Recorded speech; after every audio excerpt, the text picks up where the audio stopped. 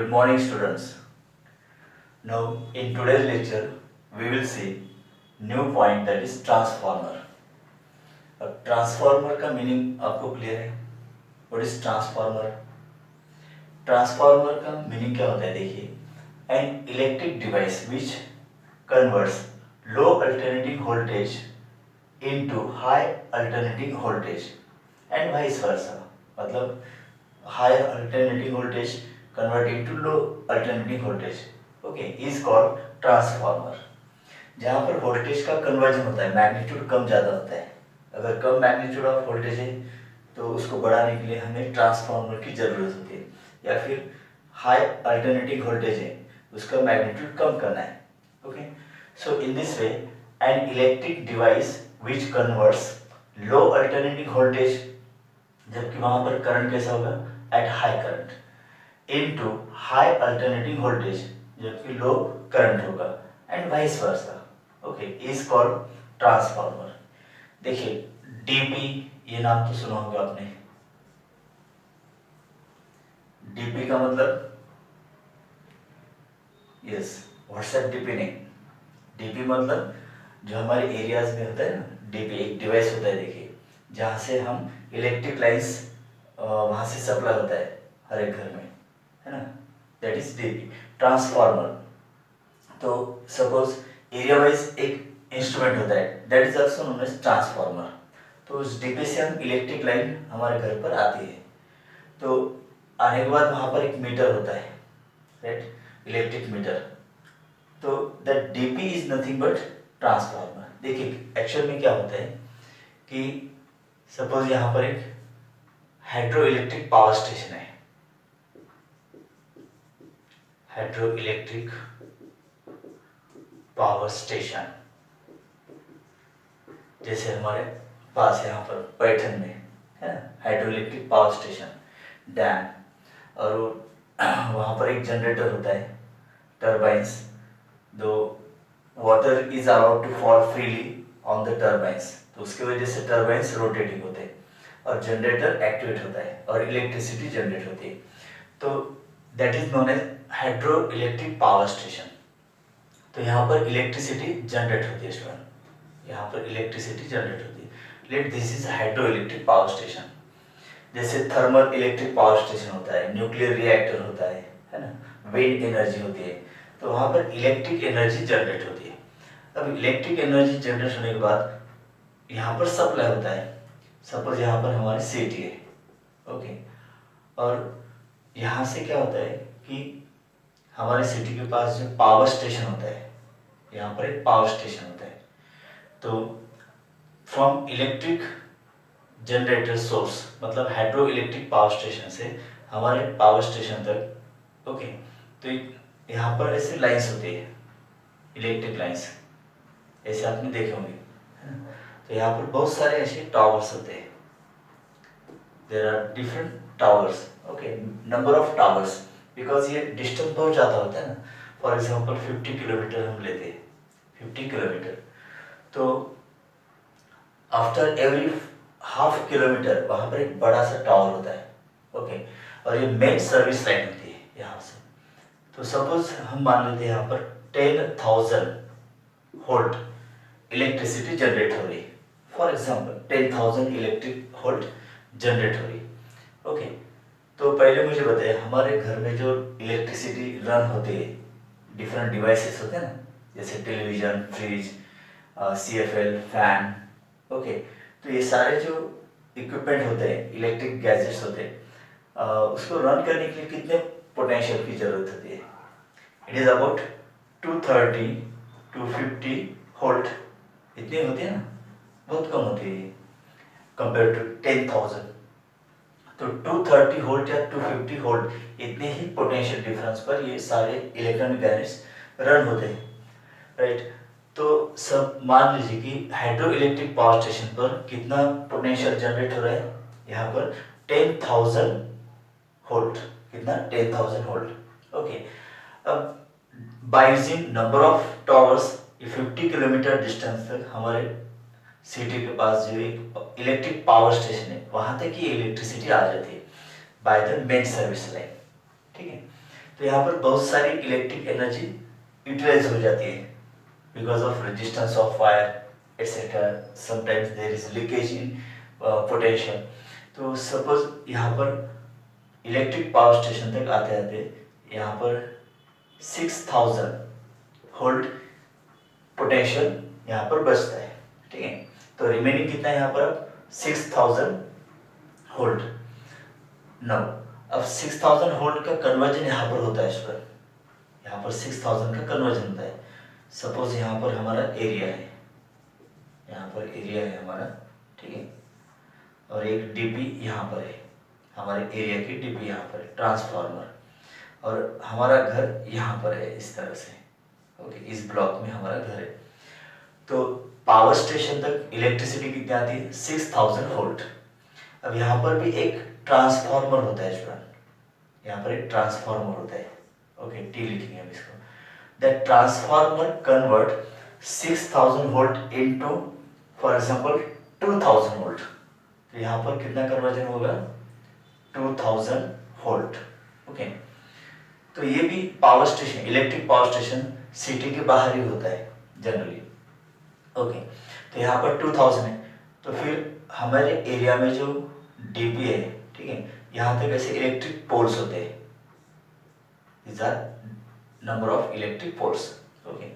तो ये इस वायर से हमारे एरिया में इलेक्ट्रिसिटी आ जाती है। सपोज यहाँ पर आते आते ये 1200 वोल्ट बचती है बिकॉज रेजिस्टेंस ऑफ वायर की वजह से इलेक्ट्रिसिटी यूटिलाइज होती है, ओके। तो ये कम हो जाती है। तो हमारे एरिया में जो पोल है डीपी के पास, ओके, तो वहाँ पर कितना पोटेंशियल बचता है 1200। फॉर एग्जांपल ये फिगर्स हम ले रहे हैं, ओके, इतना ही यहाँ पर रहता है एवरेजली, कम ज़्यादा।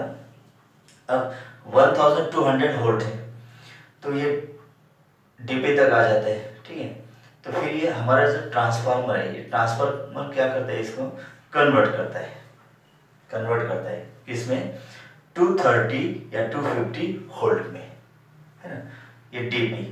और डीपी के पास से फिर से यहाँ पर एरिया वाइज इलेक्ट्रिक पोल्स रहते हैं ऐसे, इस तरह से, जो हमारे घर के सामने इलेक्ट्रिक पोल है। तो इसमें फिर इलेक्ट्रिसिटी देखिए, यहाँ पर जो इलेक्ट्रिसिटी होती है सपोज ये 1200 है, तो यहाँ पर सपोज ये कन्वर्ट करता है डीपी 800 वोल्ट। तो हमारे घर के पास यहाँ पर जब इलेक्ट्रिसिटी आती है तो इस वायर के अंदर, पोल के ऊपर जो वायर्स होते हैं ना, तो उसके अंदर कितनी इलेक्ट्रिसिटी होती है 800 वोल्ट के आसपास, ठीक है। नो, जब हम यहाँ से इलेक्ट्रिसिटी वायर्स की वजह से यहाँ पर हम हमारे घर में इलेक्ट्रिसिटी वायर्स खींचते हैं, तो यहाँ पर एक मीटर लगता है, राइट। तो that also convert 800 volt into 230 volt, इसका कन्वर्जन होता है यहाँ पर। देखिए हाइड्रोइलेक्ट्रिक पावर स्टेशन के पास कितनी इलेक्ट्रिसिटी जनरेट हो रही, अबाउट 10,000 वोल्ट, ओके। तो यहाँ पर due to transportation some electrical energy get utilized against the resistance of the wires, okay. Suppose power station तक आते आते 6000 वोल्ट बचती है, तो यहाँ पर एक ट्रांसफार्मर होता है that also convert 6000 volt into 2000 volt. तो बाकी बचे वाली जो इलेक्ट्रिसिटी होती है उस पावर स्टेशन के अंदर स्टोर होती है, ठीक है, वहाँ पर स्टोर होती है, स्टोरेज अरेंजमेंट वहाँ पर होती है। देन दिस 2000 वोल्ट, ओके, तो यहाँ तक हमारे एरिया के पास आ जाती है from the power station, different poles की वजह से नंबर ऑफ पोल्स होते हैं, ओके। तो यहाँ पर बहुत सारी एनर्जी फिर से यूटिलाइज होती है, तो बचते कितने 1000 के करीब, ओके। उसका कन्वर्जन फिर से एक बार होता है यहाँ पर 800 वोल्ट में, ओके। और हमारे घर पे आने के बाद इसका कन्वर्जन फिर से एक बार कितना होता है 230 वोल्ट। तो 230 वोल्ट या 250 वोल्ट इतना जो पोटेंशियल होता है, ओके, इसके आधार पर हमारे घर के अंदर जो भी इलेक्ट्रिक गैजेट्स है दैट आर वेल रन, तो उसके ऊपर चलते हो 230 वोल्ट के ऊपर। देखिए जहाँ जहाँ पर कन्वर्जन हुआ है, ओके, तो वहाँ पर ट्रांसफार्मर यूज होते हैं। तो यहाँ पर 6000 का कन्वर्जन 2000 में, तो यहाँ पर एक ट्रांसफार्मर हुआ है, मतलब high alternating voltage convert into low alternating voltage. Alternating voltage क्यों? बिकॉज यहाँ पर जो जनरेटर होता है, जनरेटर एसी जनरेटर है ना, तो इस तरह से जो इलेक्ट्रिसिटी जनरेट होती है student coil and magnet arrangement से, तो वहां पर अल्टरनेटिंग करंट ही जनरेट होता है, मतलब alternating EMF, alternating potential generate होता है। तो ये वेरी हाई अल्टरनेटिव पोटेंशियल 10,000 6,000, इसका कन्वर्जन 2000 में होता है। यहाँ पर हमारे एरिया में जो डीपी या ट्रांसफार्मर होता है, ओके, वहां पर भी कन्वर्जन होता है, तो वो भी एक तरह से ट्रांसफार्मर ही है। और हमारे घर में जो इलेक्ट्रिसिटी रन होती है उसका पोटेंशियल कितना होता है? 230 या 250 वोल्ट तक होता है, ठीक है। इवन देखिए मोबाइल जो चार्जर होता है, मोबाइल चार्जर है ना, तो मोबाइल चार्जर जो होता है यहाँ पर देखिए, उसकी ये पिन है यहाँ पर जो हम सॉकेट में लगाते हैं, और जो आउटपुट पिन होती है जो मोबाइल को हम लगाते हैं, ओके, तो यहाँ पर कितना पोटेंशियल होता है? 6 to 12 वोल्ट, बहुत कम होता है 6 to 12 वोल्ट जो हमारी मोबाइल की बैटरी होती है, ओके, तो उसको चार्ज करने के लिए हम 6 to 12 वोल्ट इतना ही पोटेंशियल यूज करते हैं स्टूडेंट। मतलब यहाँ पर जो एक एडाप्टर होता है वो भी एक तरह से ट्रांसफार्मर ही है ना, because that adapter convert 230 volt into 6 to 12 volt. तो ये समझ में आ रहा है आपको? तो ट्रांसफार्मर का मतलब क्या होता है? एक electronic device which converts high alternating voltage into low alternating voltage. इसके ही हमने यहाँ पर एग्जांपल देखे, ठीक है। और देखिए वीडियो गेम या फिर लैपटॉप, ओके, और बहुत सारे ऐसे इलेक्ट्रॉनिक गैजेट्स है जो 230 वोल्ट से भी कम वोल्टेज पर चलते हैं, तो वहां पर हमें एक ट्रांसफार्मर की जरूरत होती है जो कन्वर्ट करता है कि 230, जैसे mobile charger 6 to 12 volt, video game अगर होता है तो वहां पर भी एडाप्टर होता है ना, तो that convert 230 volt into 20 volt etcetera, तो कम करता है वहां पर। देखिए ये तो ट्रांसफार्मर इस तरह के हो गए जिसमें हाई पोटेंशियल का लो पोटेंशियल में कन्वर्जन हो रहा है। अब ऐसे भी ट्रांसफार्मर होते हैं स्टूडेंट जो लो अल्टरनेटिव वोल्टेज का कन्वर्जन हाई अल्टरनेटिव वोल्टेज में करते हैं। जैसे देखिए टेलीविजन में क्या होता है कि हमारे घर के अंदर 230 वोल्ट है, ठीक है, लेकिन टेलीविजन जब हम स्टार्ट करते हैं तब टेलीविजन स्टार्ट करने के लिए बहुत सारा वोल्टेज होना जरूरी होता है। वहाँ पर एक सिस्टम होता है YOK योग, तो वर्टिकल कॉइल और हॉरिजॉन्टल कॉइल होती है, ओके, और यहाँ पर एक CRT ट्यूब होता है, मतलब कैथोड रे ट्यूब। तो horizontal coil, vertical coil, okay, और कैथोड रे ट्यूब्स के अंदर से कैथोड रेज मतलब इलेक्ट्रॉन्स इमिट आउट होते हैं, तो उसको डायरेक्शन देने के लिए वर्टिकल और हॉरिजॉन्टल कॉइल होती है। तो इसके अंदर बहुत ज़्यादा पोटेंशियल पहले इस्तेमाल होता है, अबाउट 800 to 1000 वोल्ट इतना लगता है, लेकिन हमारे घर में कितना है? सिर्फ 230। तो यहाँ पर एक ट्रांसफार्मर होता है, एक डिवाइस होता है दैट कन्वर्ट 230 वोल्ट इनटू 800 या फिर 1000 वोल्ट में उसका कन्वर्जन करते हैं। तो यहाँ पर जो डिवाइस होता है इसका मतलब that transformer converts 230 volt to 800 volt, मतलब लो अल्टरनेटिंग वोल्टेज का कन्वर्जन हाई अल्टरनेटिंग वोल्टेज में हुआ है। So this type is also one kind of transformer. देखिए इस तरह से दो तरह के ट्रांसफार्मर होते हैं, जहां पर हाई पोटेंशियल का कन्वर्जन लो पोटेंशियल में होता है, that transformer is known as step down transformer. कौन सा? Step down transformer. और जहां पर लो अल्टरनेटिंग वोल्टेज का कन्वर्जन हाई अल्टरनेटिंग वोल्टेज में होता है, जैसे टीवी का एग्जांपल मैंने अभी बताया, तो वहां पर low alternating voltage convert into high alternating voltage. Such type of transformer is known as step up transformer. Step up transformer, ठीक है। तो ये दो टाइप्स है ट्रांसफार्मर के जो हम मतलब इस आर्टिकल में आगे देखने वाले हैं। तो ट्रांसफार्मर का मीनिंग आपको इनिशियली ये समझ में आ गया कि an electric device which converts low alternating voltage into high alternating voltage and vice versa, मतलब हाई अल्टरनेटिंग वोल्टेज का कन्वर्जन फिर से लो अल्टरनेटिंग वोल्टेज में इज कॉल्ड ट्रांसफार्मर। ये ट्रांसफार्मर होता है। ओके, तो आज के लेक्चर में हम ट्रांसफार्मर का कंस्ट्रक्शन क्या होता है, उसकी वर्किंग क्या होती है और कुछ मैथमेटिकल डेरिवेशंस डिस्कस करने वाले हैं। ओके, चलिए कंस्ट्रक्शन।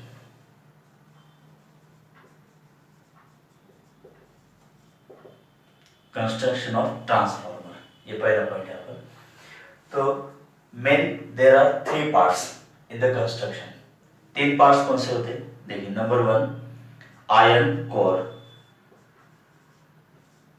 ये पहला पार्ट होता है iron core. So this is iron core. Okay, तो आयरन कोर कैसे होते हैं यहाँ पर कि एक बेस होता है फॉर वुंडिंग द कॉइल। देखिए, आयरन कोर एक तरह का पूरा ब्लॉक नहीं होता है आयरन का, तो यहाँ पर नंबर ऑफ स्ट्रिप्स होते हैं, लैमिनेटेड आयरन स्ट्रिप्स होते हैं। देखिए किस तरह के, सपोज यहाँ पर एक इस तरह से एक स्ट्रिप है, एक स्ट्रिप है आयरन लैमिनेटेड स्ट्रिप। ओके, और उसके ऊपर सेकंड स्ट्रिप इस तरह से रखते हैं, इस तरह से सेकंड स्ट्रिप रखते हैं इसके ऊपर, इस तरह से, ठीक है, ताकि ये बीच में गैप तैयार हो जाए। तो ये सेकंड स्ट्रिप। उसके बाद थर्ड स्ट्रिप इस तरह से रखते हैं इसके ऊपर, राइट। फोर्थ इस तरह से। तो अल्टरनेट पूरे यहाँ पर आयरन स्ट्रिप्स लैमिनेटेड होते हैं स्टूडेंट। ओके, और लैमिनेशन के कारण क्या होता है कि एक स्ट्रिप दूसरे स्ट्रिप को मतलब फिजिकली टच नहीं कर होती है, तो उनके बीच लैमिनेशन गैप होता है। ओके, तो नंबर ऑफ स्ट्रिप्स इस तरह से एक के ऊपर रखे हो जाते हैं और अल्टरनेट डायरेक्शन में, ताकि ये बीच में गैप हो जाए। तो इस तरह से एक ब्लॉक यहाँ पर तैयार हो जाता है। तो यहाँ पर ये इस तरह से दिखाया जाएगा, ठीक है। तो रेक्टेंगल ब्लॉक तैयार होता है, वहां पर बीच में गैप होता है। तो आपको समझ में आ रहा है? तो यहाँ पर ऐसे नंबर ऑफ स्ट्रिप्स होते हैं, तो एक के ऊपर एक अल्टरनेट डायरेक्शन में रखे जाते हैं ताकि एक ब्लॉक तैयार हो जाए और बीच में गैप हो जाए। So this is iron core. तो यहाँ पर laminated iron strips are used. Okay, तो यहाँ पर जो गैप होता है, अब एक फर्स्ट आर्म, ये फर्स्ट आर्म तैयार हो गया और ये सेकंड आर्म तैयार हो गया। ओके, अब सेकंड पार्ट कौन सा होता है यहाँ पर? Primary coil, primary coil. यहाँ पर आपको कंफ्यूजन हो सकता है कि why laminated iron strips are used. Okay, उसका भी मीनिंग यहाँ पर हम क्लियर करते हैं। सपोज मान लेते कि instead of laminated iron strips we use iron block। Suppose यहाँ पर इस तरह से हमने आयरन ब्लॉक यूज किया है। ओके, ये आयरन ब्लॉक है, तो ब्लॉक की थिकनेस बहुत ज्यादा होगी। ओके, और जैसे ही यहाँ पर करंट फ्लो होगा प्राइमरी सेकेंडरी कॉइल में से, तो वहां पर मैग्नेटिक फील्ड इंड्यूस होगा। तो चेंजिंग मैग्नेटिक फील्ड के अंदर इस ब्लॉक के अंदर एक एडी करंट्स प्रोड्यूस होता है। कौन सा करंट होता है? Eddy currents. ओके, और एडी करंट्स बहुत ज्यादा प्रोड्यूस होने के बाद ये ब्लॉक मेल्ट हो सकता है, तो दैट विल डैमेज ट्रांसफार्मर। तो बहुत ज्यादा एडी करंट्स यहाँ पर प्रोड्यूस होता है स्टूडेंट, एक ही ब्लॉक अगर हम यूज करते हैं। Instead of using single large thick block, if we use number of laminated iron strips, तो उसका फायदा क्या होगा कि एक स्ट्रिप की थिकनेस बहुत कम होगी। ओके, एक जो स्ट्रिप यहाँ पर होगी उसके अंदर जो एडी करंट प्रोड्यूस होगा बहुत ही निग्लिजिबल होगा, और उसके कारण उतनी ज्यादा हीट अमाउंट वहां पर तैयार नहीं होगी। तो laminated number of iron strips use करने का फायदा क्या होता है कि एडी करंट्स बहुत कम प्रोड्यूस होता है, निग्लिजिबल, तो हीटिंग इफेक्ट नहीं होगा, तो यहाँ पर डैमेज नहीं हो सकता है। इसलिए यहाँ पर लैमिनेटेड आयरन स्ट्रिप्स यूज होते हैं स्टूडेंट। नेक्स्ट पार्ट है प्राइमरी कॉइल। देखिए, जो फर्स्ट आर्म है उसके ऊपर एक वायर ऐसे वुंड करते हैं। Okay, so this is insulated copper wire. ये इंसुलेटेड कॉपर वायर होती है। insulated copper wire is used and it is wound on first arm। देखिए इस तरह से यहाँ पर फर्स्ट आर्म के ऊपर एक primary coil, so this is known as primary coil, ये प्राइमरी कॉइल होती है। ओके, तो इंसुलेटेड कॉपर वायर यहाँ पर वुंड होता है फर्स्ट आर्म के ऊपर एंड एसी सोर्स। देखिए ये जो एंड्स ऑफ द कॉइल है यहाँ पर as a input AC source यहाँ पर यूज होता है, एसी सोर्स।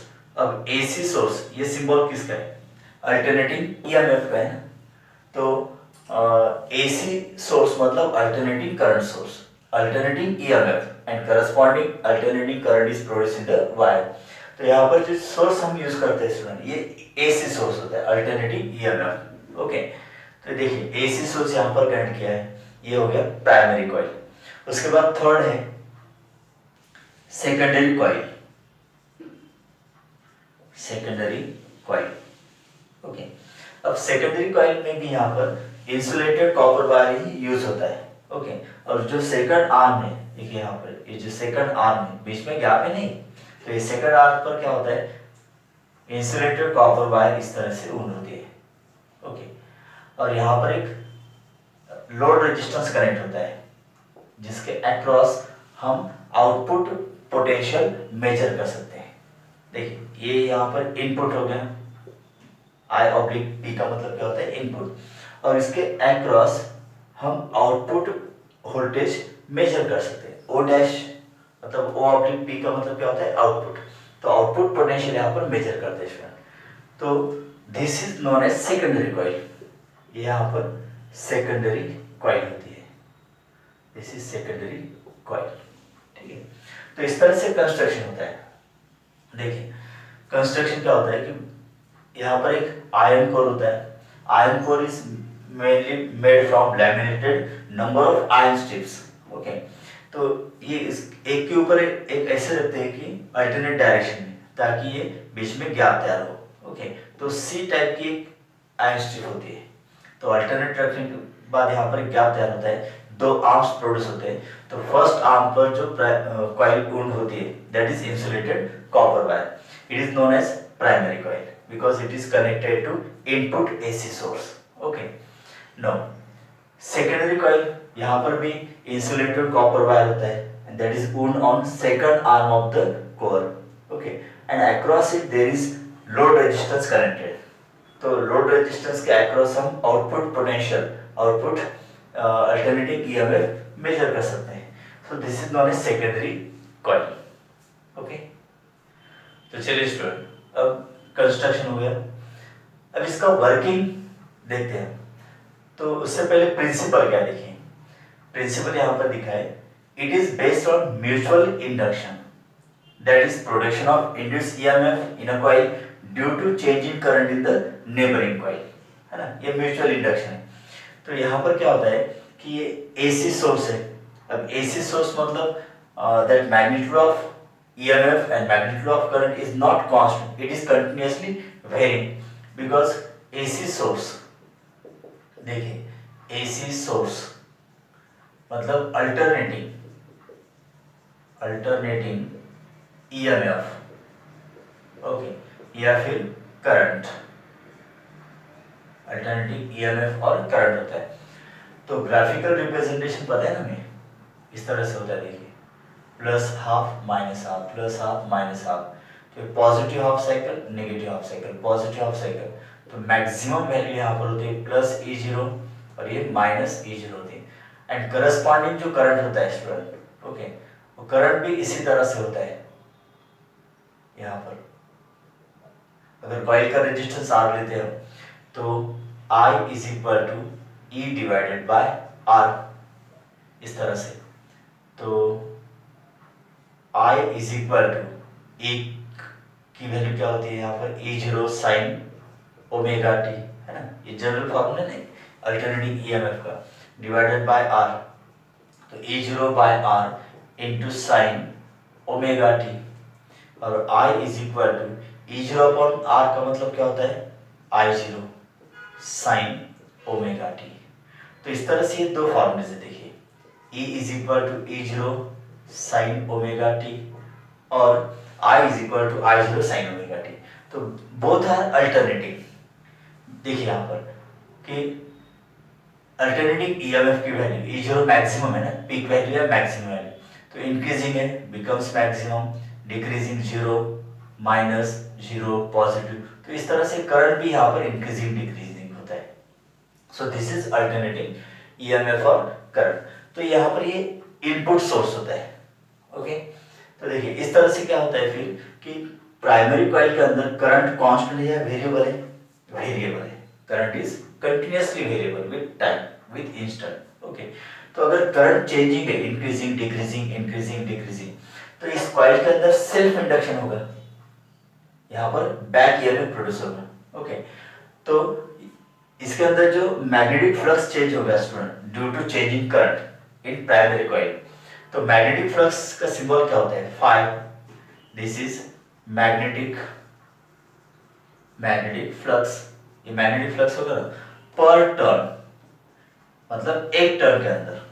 देखिए यहाँ पर नंबर ऑफ टर्न्स हम लेते हैं N P, P suffix for primary, P suffix for primary. Okay, तो एन पी का मतलब क्या होगा? Number of turns in primary coil.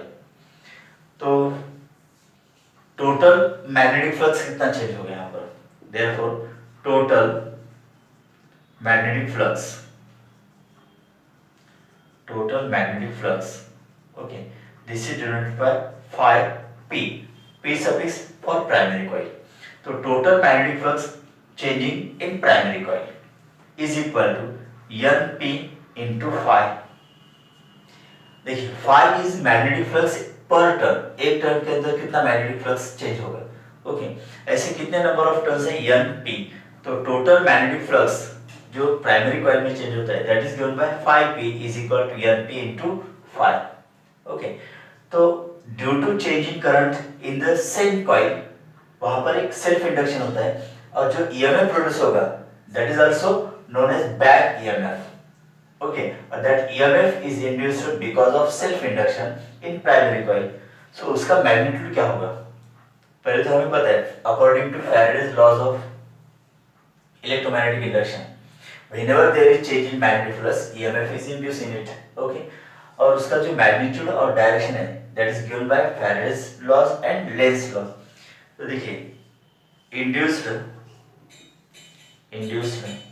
EMF in primary coil,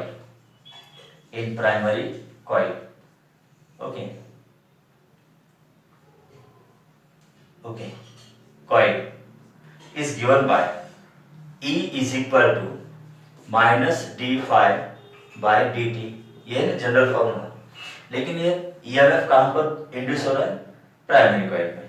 तो यहाँ पर हम पी सफिक्स लिखेंगे और यहाँ पर भी पी सफिक्स आएगा, मतलब rate of change of magnetic flux in primary coil. Okay, तो यहाँ पर minus D D T of phi P की वैल्यू कितनी है? N P into phi. तो EP के लिए इक्वेशन क्या होगा फिर? माइनस NP तो कांस्टेंट है, नंबर ऑफ टर्न्स वो तो कांस्टेंट रहेंगे, तो NP into D phi by D T. Let this is equation number 1। अब ये तो आपको पता है ना माइनस साइन क्यों होता है यहाँ पर? नेगेटिव साइन का मतलब क्या होता है कि जो EMF इंड्यूस होने वाला है that opposes the change in magnetic flux, तो इसलिए यहाँ पर नेगेटिव साइन है स्टूडेंट।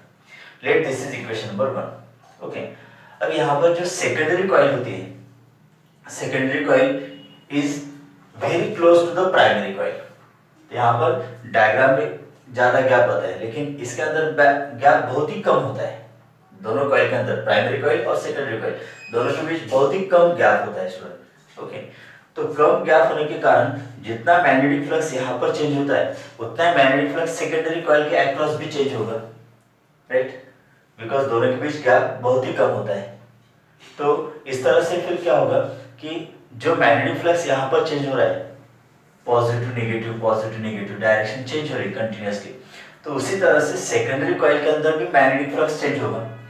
ओके, तो वहां पर भी सेकेंडरी कॉइल के अंदर एक ईएमएफ जनरेट होगा, इंड्यूस होगा, that is because of mutual induction. Okay, देखिए प्राइमरी कॉइल के अंदर जो ईएमएफ इंड्यूस होता है this is because of self induction, and secondary coil के अंदर जो ईएमएफ इंड्यूस हो रहा है this is because of change in magnetic flux due to primary coil. अब चेंज इन मैग्नेटिक फ्लक्स क्यों होता है? Because there is change in current in the primary coil continuously. Okay, तो सेकेंडरी कॉइल के अंदर जो ईएमएफ इंड्यूस हो रहा है this is because of change in current in the primary coil, तो this is known as mutual induction. और transformer का यही तो प्रिंसिपल है ना। देखिए it is based on mutual induction that is production of induced EMF in secondary coil, okay, due to change current in neighbouring coil मतलब primary coil. तो secondary coil के अंदर जो ईएमएफ इंड्यूस होता है देखिए वहां पर भी मैग्नेटिक फ्लक्स कितना होगा? देखिए इन secondary coil okay, phi is magnetic flux per turn in secondary coil, because दोनों के बीच गैप बहुत ही कम होता है। ओके, तो इसलिए यहाँ पर जितना मैग्नेटिक फ्लक्स चेंज होगा उतना ही मैग्नेटिक फ्लक्स सेकेंडरी कॉइल के अंदर भी चेंज होता है। मान लेते हैं यहाँ पर नंबर ऑफ टर्न्स NS है, नंबर ऑफ टर्न्स NS, तो नंबर ऑफ टर्न्स अलग अलग होते हैं स्टूडेंट। ओके, तो अगर हमें आउटपुट ज्यादा चाहिए इनपुट से तो यहाँ पर नंबर ऑफ टर्न्स ज्यादा लेना होगा, अगर आउटपुट कम चाहिए इनपुट से तो नंबर ऑफ टर्न्स कम होते हैं, वो भी यहाँ पर पॉइंट प्रूव होने वाला है। ठीक है, देखिए phi is the magnetic flux per turn, तो टोटल मैग्नेटिक फ्लक्स क्या होगा फिर? Total magnetic flux in secondary coil, इसलिए हम phi yes लिखेंगे, yes stand for secondary coil, is equal to number of turns into magnetic flux per turn, है ना, number of turns NS है, तो ये सेकेंडरी कॉइल के अंदर इतना टोटल मैग्नेटिक फ्लक्स होगा स्टूडेंट। अब इसके अंदर सेकेंडरी कॉइल के अंदर जो ईएमएफ इंड्यूस होगा इट इज गिवन बाय, देखिए ES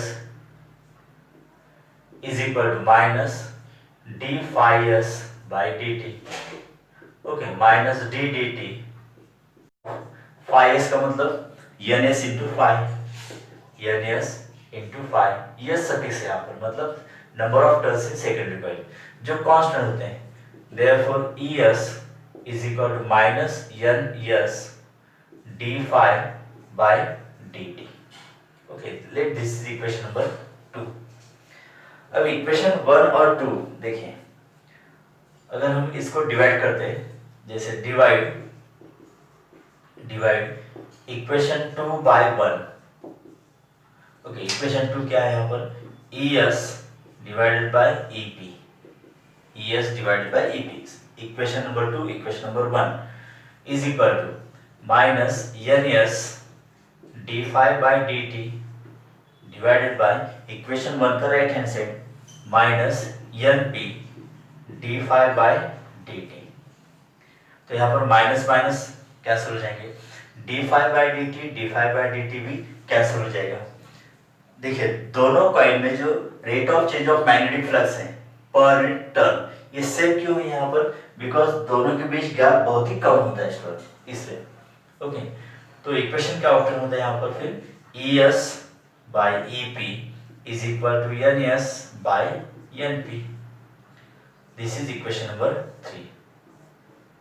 तो देखिए यहाँ पर रेशियो सेम आता है, सेकेंडरी कॉइल में जो ईएमएफ इंड्यूस हो रहा है, ओके, एंड प्राइमरी कॉइल के अंदर जो ईएमएफ इंड्यूस होता है मतलब ES by EP is equal to NS by NP, मतलब जो नंबर ऑफ टर्न्स का रेशियो होता है उतना ही होता है उसका रेशियो NS by NP।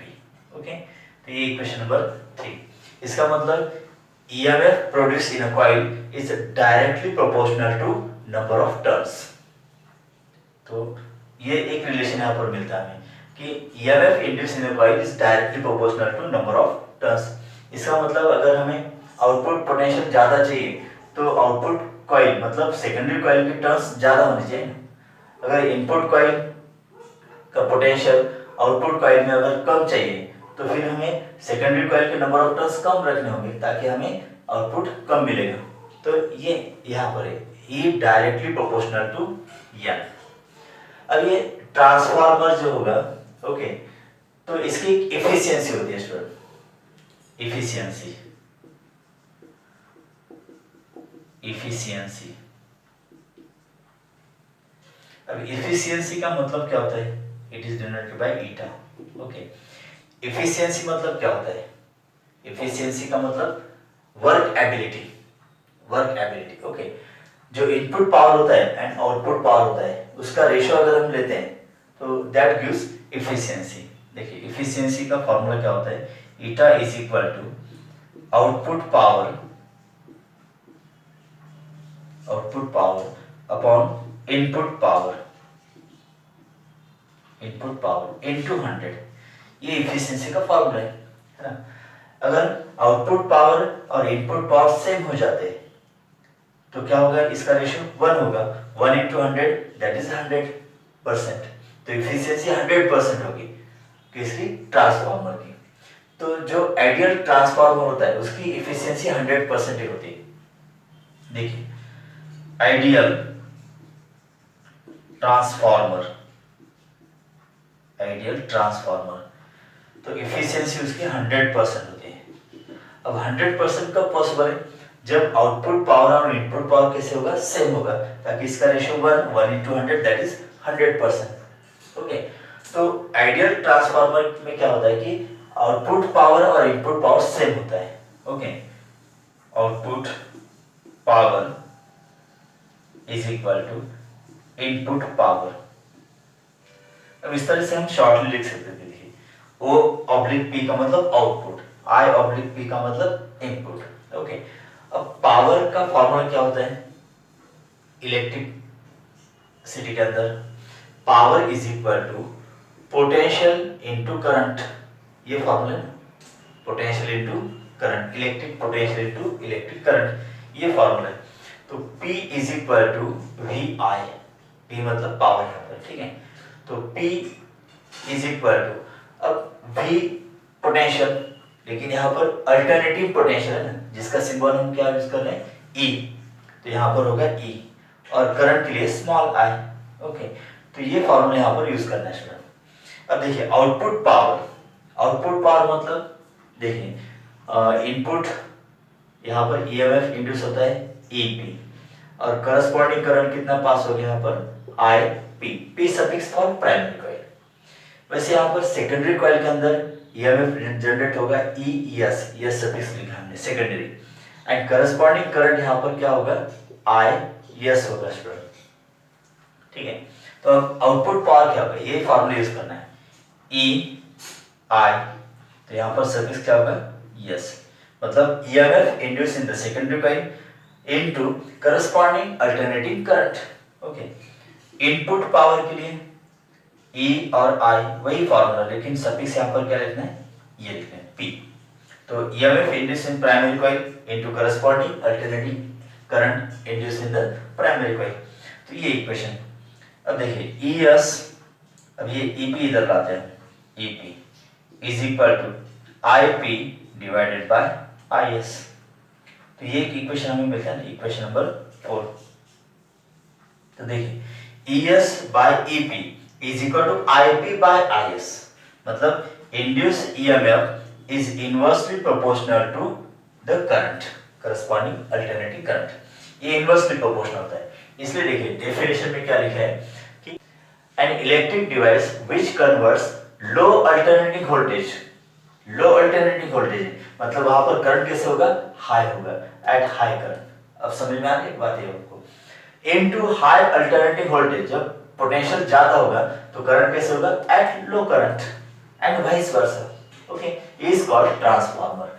तो EMF जो इंड्यूस होता है it is inversely proportional to the corresponding induced alternating current. Okay, E inversely proportional to I। देखिए इक्वेशन 3 और इक्वेशन 4 अगर हम कंपेयर करते हैं तो और एक हमें जनरल इक्वेशन मिलता है। देखिए इक्वेशन 3 में क्या है? Left hand side ES upon AP, equation 4 में भी देखिए ES अपॉन AP, मतलब लेफ्ट हैंड साइड सेम है तो राइट हैंड साइड भी सेम होनी चाहिए, है ना? तो हम यहाँ पर क्या लिख सकते हैं? देखिए कि therefore NS upon NP is equal to IP upon IS। Right hand side equate करने, NS upon NP is equal to IP upon IS। तो ये इक्वेशन बन जाएगा इक्वेशन नंबर 5। तो नंबर ऑफ टर्न्स और करंट के बीच रिलेशन मिलेगा। ओके देखिए NS upon NP is equal to IP upon IS, मतलब number of turns is also inversely proportional to current. Okay तो इक्वेशन 3, 4, 5 अगर हम कंबाइन कर देते तो यहाँ पर जनरल इक्वेशन क्या मिलेगा हमें, ES by EP is equal to NS by NP। Okay तो ये equation number 3 as it is लिखा है, लेकिन NS upon NP is equal to क्या होता है, IP upon IS, IP upon IS। तो ये जनरल इक्वेशन हो गया ट्रांसफार्मर के लिए स्टूडेंट। ओके तो ये इफिशियंसी का फॉर्मूला होगा ट्रांसफार्मर का, output power upon input power into 100। Okay देखिए आइडियल जो ट्रांसफार्मर होता है उसका इफिशियंसी कितना होता है, 100%, मतलब आउटपुट पावर और इनपुट पावर दोनों सेम होते हैं, तो इसका मतलब यहाँ पर एनर्जी लॉस नहीं हुई है। तो in ideal transformer there is no loss of energy. Okay otherwise देखिए आउटपुट पावर अगर कम मिलता है, इनपुट पावर ज्यादा होता है, तो यहाँ पर एनर्जी कुछ यहाँ पर यूटिलाइज होगी, मतलब there is loss of energy, तो इफिशियंसी 100% नहीं होगी, उससे कम होगी। तो जनरली ट्रांसफार्मर की जो इफिशियंसी होती है, ओके तो ये इफिशियंसी 80% के अबव होती है, 80% या फिर उससे ज्यादा ही होती है। ओके तो ये ट्रांसफार्मर, तो इस तरह से हमने ट्रांसफार्मर का working, okay principle, construction, working और ये कुछ मैथमेटिकल इक्वेशंस देखे इसमें। तो ट्रांसफार्मर से रिलेटेड जो बाकी पॉइंट्स होंगे जैसे टाइप्स ऑफ ट्रांसफार्मर और कुछ न्यूमेरिकल्स हम नेक्स्ट लेक्चर डिस्कस कर लेंगे। ओके